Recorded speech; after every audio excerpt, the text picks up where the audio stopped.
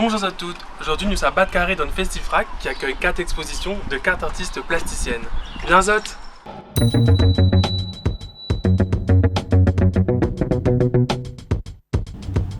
Alors nous allons commencer la visite des expositions avec le travail d'Esther Waro. Le soleil danse autour de nos têtes, une exposition qu'elle a imaginée suite à son séjour en Islande pendant le solstice d'été.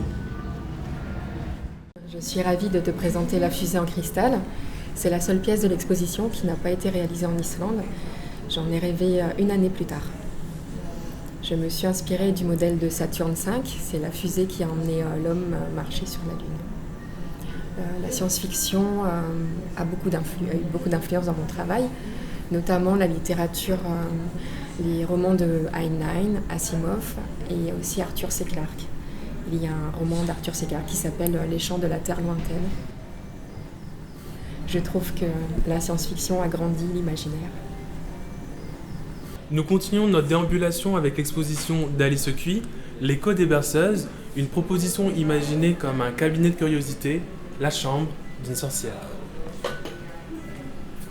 J'ai imaginé ce cabinet comme si donc, c'était un peu un intérieur de maison avec des meubles. Je voulais des vitrines qui soient qui fassent un petit peu anciennes et d'associer plusieurs éléments de sculpture, soit des sculptures que j'ai fabriquées, mais aussi des objets qui ont été manufacturés, que je chine depuis toujours. En fait, j'aime accumuler les objets.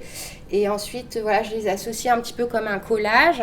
Et puis après, travailler aussi sur les chimères et les corps hybrides. Donc là, on a l'image de la céphale, l'homme sans tête, qu'on croyait qu'il habitait au-delà des mers, en fait, quand on pensait que le monde était plat.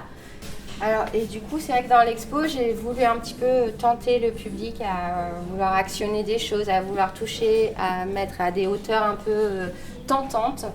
Donc, notamment avec les petits moulins qu'on peut actionner, puis qui reproduisent la mélodie qu'on retrouve dans la bande-son de l'expo. Et du coup, effectivement, là, sur cette tablette, il y a pas mal la figure du cœur, en fait, puisqu'en fait, la plus grande faiblesse d'une sorcière, qui peut être immortelle et imbattable, mais la plus grande faiblesse, c'est son cœur. Oui, c'est toujours une histoire de cœur, finalement. Bah oui, c'est ça. Merci Alice. Merci à toi.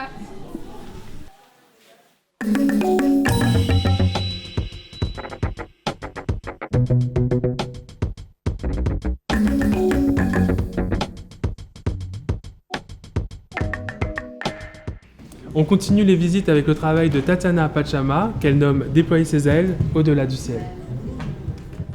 C'est une installation en deux parties. D'un côté, on a la volière, qui est constituée de feuilles que j'ai collectées au FRAC, et dans lequel on trouve un dispositif sonore que le public active par sa présence. Et de l'autre côté, on a le banc avec une projection de feuilles mortes qui représentent des ailes, et sur lequel le public également active le dispositif sonore par sa présence. Cette pièce, en fait, je l'ai imaginée parce que je m'interrogeais sur la relation qu'avaient les oiseaux avec le territoire. Et ensuite, en découvrant le livre de Vinciane Després, Habiter en oiseau, je me suis rendu compte que les oiseaux avaient une relation au territoire inclusive, c'est-à-dire qu'ils n'habitent pas le territoire en tant que sien, comme nous on pourrait le faire, mais en tant que prolongement du soi. Et cela m'a permis en fait de tisser du lien entre les feuilles mortes, la forme des feuilles et le plumage des oiseaux, entre la forme de la volière qui se referme sur elle, un peu comme les jardins qui se transforment en espaces résiduels et qui ont tendance à se réduire comme peau de chagrin.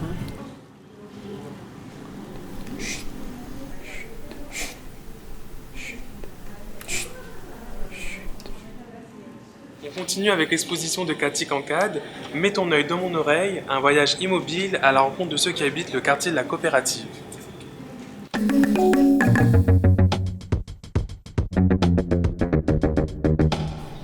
Donc ce travail introduit en fait une géographie à la fois sensible et poétique, une géographie qu'on ne retrouve pas dans les livres, puisqu'elle se révèle à travers les récits des habitants, et puis également un ensemble de photographies qui se déploient comme une carte, une sorte de voyage, ce fameux voyage immobile.